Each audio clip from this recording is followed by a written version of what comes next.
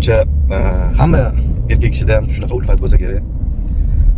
Mana hozir narxozni bitirganimizga 25 yildan oshgan bo'lsa, birorta oyi, birorta shanbasi qolmaganki biz ko'rishmaganimiz. Chunki bu o'tirishimizni, bu didorimizni men aniq bilaman. Har bitta do'stim xuddi menga o'xshab intiqib kutadi. Xuddi bir bitiruvchini, abituriyentni oliy o'quv yurtiga imtihon kunini kutgandek kutadi. Bugun xudo xolasa shunaqa didor talab uchrashuvlarimizdan yana bittasiga shoshib ketaman. Bugun xudo xolasa shu ulfatlarimni sizlarga ham ko'rsatmoqchiman. Bular to'g'risida gapirib, tushuntirib, ta'riflab berish juda qiyin. Bularni o'zingizlar bir ko'zingizlar bilan ko'rishingiz kerak. Shu videoni shu ulfatlarimga, shu o'rtoqlarimga, do'stlarimga, jigardek, aka ukadek bo'lib ketgan o'rtoqlarimga bag'ishladim.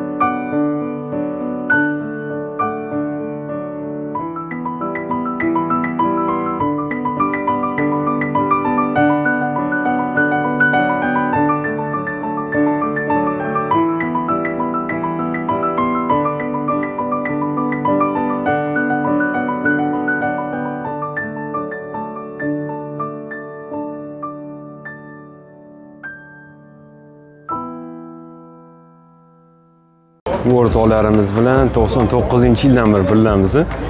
26 yil. Buni har oy kutamiz. Bolalarni bir oyda bir ko'rishamiz. Institut o'rtoqlarimizni birga o'qiganimizni juda ham qadrli men uchun. Do'stlarimdan juda men xursandman. Boriga shukr bularni. Hammamiz bir-birimizga juda qadrli bo'lib ketib, ukadek bo'lib ketganmiz. Hayotimning yarmisi pashti oilam bilan o'tsa, yarmisi do'stlarim bilan o'tadi. Men 99-yil shu o'rtoqlarimiz yig'ilgan. Haqiqiy o'rtoqlarim mana shular. 26 yil bo'ldi. Bu o'rtoqlar bilan tanishganimizga Vaqti kelsa aka-ukalardan ham qadrdon bo'lib ketganmiz. Xudoga behisob shukr, har oy yig'ilamiz. Hamma sog'inib keladi shu choyxonani.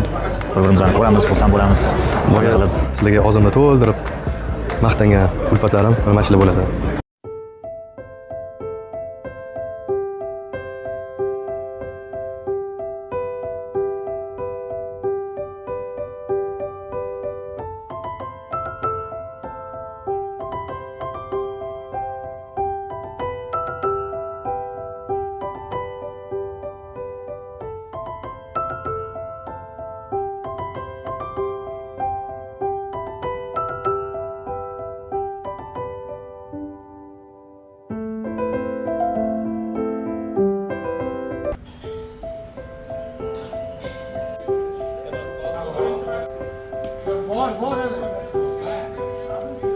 Naimjon, sangi spesialni.